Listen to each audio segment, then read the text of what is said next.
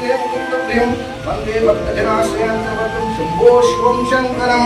जय बोलो श्री श्री मरकतलिंगेश्वर स्वामी की जय, बाटुत्रन्वान की सीतारामचंद्र भगवान की परमेश्वरः एवं विद्यानं तहि भवति ज्ञानपन्था हिनार्जते। ओम शतमानं भोदितायुष्येन्द्रियं आयुष्येन्द्रियं। हाय हेलो फ्रेंड, అందరికీ నమస్కారం। ప్రస్తుతం నేను ఇప్పుడు మేడ్చల్ జిల్లాలోని అత్వెల్లి గ్రామంలో శ్రీ అభయాంజనేయ స్వామి ఆలయం వద్ద ఉన్నాను। ఈ ఆలయ ప్రత్యేకత విశిష్టత గురించి ఈ ఆలయ అర్చకులు శ్రీ ప్రభాకర్ చారి గారి వారి మాటల్లో వినాలని నా విజ్ఞప్తి।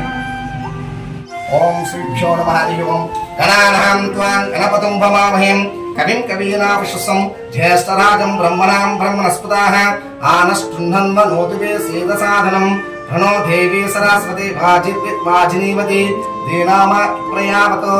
ओम श्री महागणाधिपतये नमः। जय सरस्वती नमः। जय गुरुभ्यो नमः। हरि ओम। ఇది మన అత్వెల్లి గ్రామంలో వెలిసిన అభయాంజనేయ స్వామి దేవాలయం। దీనికి ఈ దేవాలయానికి మనకు వందల ఏళ్ల చరిత్ర ఉన్నది। ఇది మన తాత ముత్తాత నుంచి స్వామి ఇక్కడ పూజలు అందుకుంటూ ఉన్నాడు। ఈ దేవాలయం ప్రత్యేకత ఏంటంటే ఇక్కడ మనకు రావి చెట్టు, మేడి చెట్టు, వేప చెట్టు ఉన్నాయి। మామూలుగా ఎక్కడైనా ఏ దేవాలయంలోకి వెళ్ళినా మనకు రావి చెట్టు, వేప చెట్టే కనిపిస్తుంటాయి। మేడి చెట్టు అనేది మనకు అరుదుగా కనిపిస్తుంది, అంతే అరుదుగా కనిపిస్తుంది। మేడి చెట్టు అనేది అరుదుగా కనిపిస్తుంది।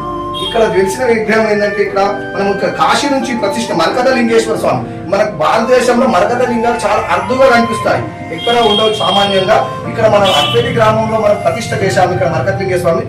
ఈ యొక్క మరకతలింగాన్ని పూజిస్తే ఒక గ్రహ దోషాలు కానీ, సర్పదోషాలు కానీ, ఒక సంతానం లేని ఒక సంతానము, దరిద్రం సంపదలు కలుగు కావున ఈ మరకతలింగాన్ని పూజించిన ఏ సకల గ్రహ దోషాలు, వాస్తు దోషాలు, అన్ని శనీశ్వర దోషాలు కూడా సకలం తొలగిపోతాయి। కాబట్టి ఈ మరకతలింగాన్ని మీరు దర్శించుకుంటారని మనకి విషయంగా చెప్పాలంటే ఇక్కడ మనకు మరకతలింగేశ్వరం ఉన్నది। ఇక్కడ కేతు మనకు వివాహ సమస్యలు ఉన్నవారు, అందులో కుజ దోషాలు ఉన్న వారికి, కాలసర్ప దోషాలు ఉన్నారు, ఈ యొక్క మరకతలింగేశ్వర స్వామి యొక్క అభిషేకం కానీ, రుద్రాభిషేకం కానీ, ఒకవేళ దధికావర్ణం అన్నంతో పెరుగుతో చేసిన అభిషేకం కానీ చేసినట్లయితే వారి యొక్క గ్రహ దోషాలు, వివాహ సమస్యలు తొలగిపోతాయి। సంతానం ఎవరికి సంతానం కూడా కలుగుతుంది। ఇక్కడ ఒక రావి చెట్టు, మేడి చెట్టు మనకు ఉంది।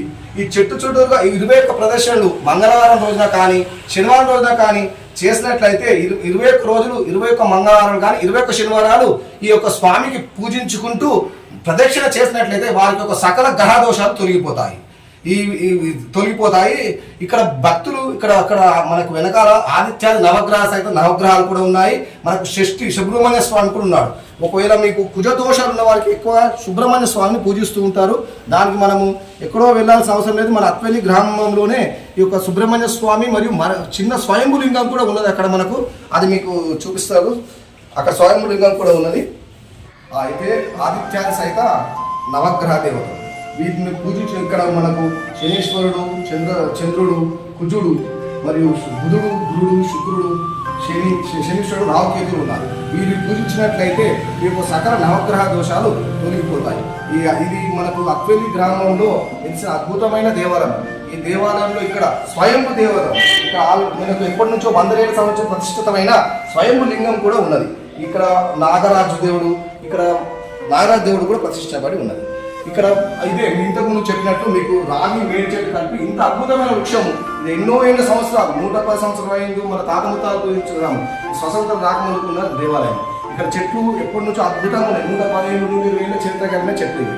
వీటిని పూజించుకుంటే సకల గ్రహ దోషాలు, నవగ్రహ దోషాలు, ఇక్కడ సుబ్రహ్మణ్య స్వామి కాలసర్ప దోషాలు, శేషనాగ దోషాలు అన్నీ తొలగిపోతాయి।